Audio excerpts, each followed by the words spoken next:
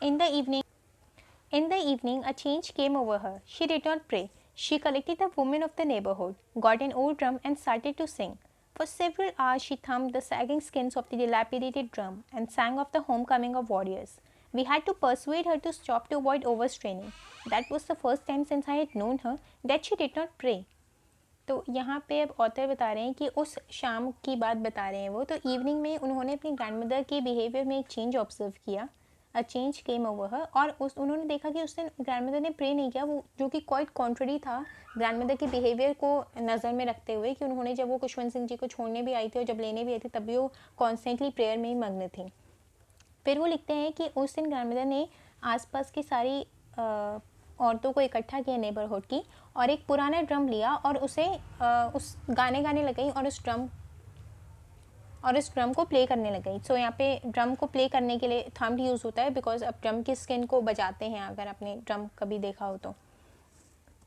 Then यहाँ पे drum का डिस्क्रिप्शन है, तो यहाँ पे ड्रम की दो पार्टों का डिस्क्रिप्शन है, एक उसकी स्किन का और दूसरा वो ड्रम कैसा दिखता था.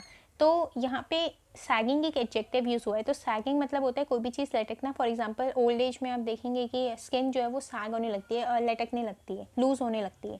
तो स्किन का जो डिस्क्रिप्शन है वो था सैगिंग स्किन्स. सो ड्रम का जो ऊपर का मेम्ब्रेन होता है उसको स्किन बोलते हैं, तो वो काफ़ी टाइट होता है to play for it to play well. But वो जो कि पुराना ड्रम था तो वो ड्रम की स्किन जो थी वो लूज़ हो गई थी. तो जहाँ पे लूजनेस को उन्होंने दर्शाया है एडजेक्टिव सैगिंग से, एंड स्किन मतलब वो मेम्ब्रेन. एंड देन यहाँ पे दूसरी वर्ड यूज़ हुआ है डिलैपिडेटेड. तो डिलैपिडेटेड मतलब बहुत डैमेज हुआ पड़ा. एग्जैक्टली टूटा फूटा नहीं बोल सकते जो कि अभी भी प्ले हो पा रहा था, बट वो काफ़ी पुराना था और बहुत ही ख़राब सा डैमेज सा था. एंड देन वो लिखते हैं कि वो जो गाना गा रही थी that was homecoming of warrior, maybe some type of folk song. Then वो लिखते हैं कि अब वो उस गाने में भी इतनी मग्न हो गई थी कि हमें परसुएट करना पड़ा, मतलब हमें उन्हें रोकना पड़ा ज़बरदस्ती. सो परसुएट है मतलब किसी चीज़ को इंकरेज करना. तो यहाँ पे मतलब कि वो बोल रहे हैं कि उन्हें अपनी ग्रैंडमदर को बार बार जाके उनको बताना पड़ा, रोकना पड़ा. टू अवॉइड ओवर स्ट्रेनिंग मतलब कि बहुत थक जाना, तो बहुत स्ट्रेस हो जाना. तो क्योंकि बहुत ओल्ड थी तो ये बहुत ज़रूरी था कि वो अपने आप को बहुत ज़्यादा थका न दें, तो उसके लिए उन्होंने परसुएट करना पड़ा कि प्लीज़ रुक जाएगी. तो फिर वो लिखते हैं कि वो बहुत ही अमेज्ड होकर लिखते हैं, बहुत ही शॉक्ड होकर भी लिखते हैं कि ये पहली बार था, ऐसा पहली दफ़ा था इतने सालों में कि उन्होंने ये जाना हो कि उनकी ग्रैंडमदर प्रे नहीं करती, उसके साथ साथ वो और चीज़ भी करती है. So that was he wrote कि that was the first time since I had known her that she did not pray. यहाँ पे बहुत इंपॉर्टेंट बात है, उन्होंने कहा since I had known her, मतलब कि जब से उन्हें जाना था ये पहली दफ़ा था कि खुशवंत सिंह जी ने ऐसा कुछ देखा हो उनकी ग्रैंडमदर के साथ. The next morning she was taken ill. It was a mild fever and the doctor told us that it would go. But my grandmother thought differently. She told us that her end was near. She said that, since only a few hours before the close of the last chapter of her life she had omitted to pray, she was not going to waste any more time talking to us.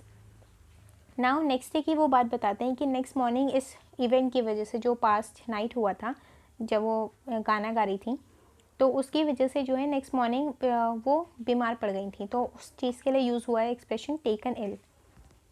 It was a mild fever. तो वो लिखते हैं कि बहुत हल्का सा fever था. Mild मतलब कोई भी चीज़ हल्के में होना, तो बहुत ही माइल्ड फीवर था, बहुत हल्का सा फीवर था. और डॉक्टर ने बोला कि वो चला जाएगा बिकॉज हल्का फीवर आता है चला जाता है. बट वो लिखते हैं कि उनकी ग्रैंडमदर समझ चुकी थी कि वो उनका एंड जो है वो बहुत नज़दीक है. तो वो लिखते हैं कि but my grandmother thought differently because old age में ऐसा होता है कि बहुत हमें पता लग जाता है, जैसे कि ग्रैंडमदर को पता लग गया था कि ये उनकी लाइफ का शायद लास्ट चैप्टर हो.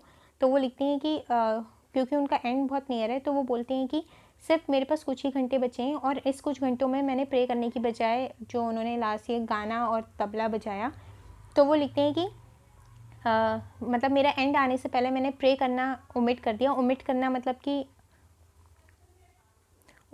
मतलब नेगलेक्ट करना या फिर उस चीज़ को ना करना.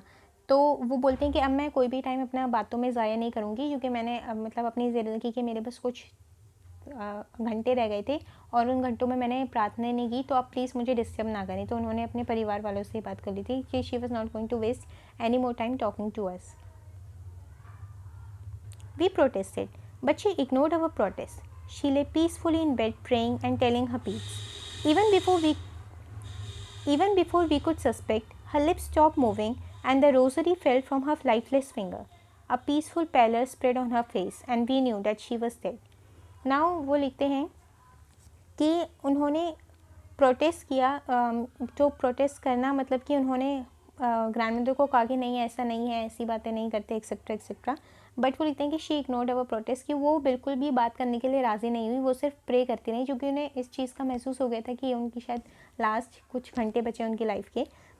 फिर वो डिस्क्रिप्शन देते हैं कि उनकी ग्रैंड मदर जो है बहुत ही पीसफुली बेड में प्रे कर रही थी, तो और she was telling her beads, और एज़ यूजुअल वो अपनी माला जप रही थी, मोतियों की जो भी माला होती है, rosary, beads of a rosary. फिर वो लिखते हैं कि even before we could suspect, तो सस्पेक्ट मतलब कोई भी चीज़ का सस्पिशन होना, तो वो लिखते हैं कि हमें पता चलने से पहले ही वो जा चुकी थी उन्हें छोड़ के। तो हर lips stop moving and the rosary fell from her lifeless finger. So fingers का भी डिस्क्रिप्शन है, लाइफलेस मतलब बेजान जो फिंगर हो जाती हैं after death. A peaceful pallor spread on her face and we knew that she was dead. फिर वो डिस्क्रिप्शन देते हैं कि क्योंकि अब डेथ हो गई थी उनकी, तो उनके फेस पे जो है अब वो पीस रह गया था, बिकॉज डेथ होने के बाद देयर वाज नो स्ट्रेस और देयर इज़ नो टेंशन और there is nothing any emotion attach to the body. तो वो लिखते हैं कि peaceful pallor means paleness, right, absence of blood, एक येलो सा कलर। सो एक बहुत ही पीसफुल पेलर उनके फेस पे स्प्रेड हो गया था और हमें पता लग गया था कि अब वो नहीं रहेंगे।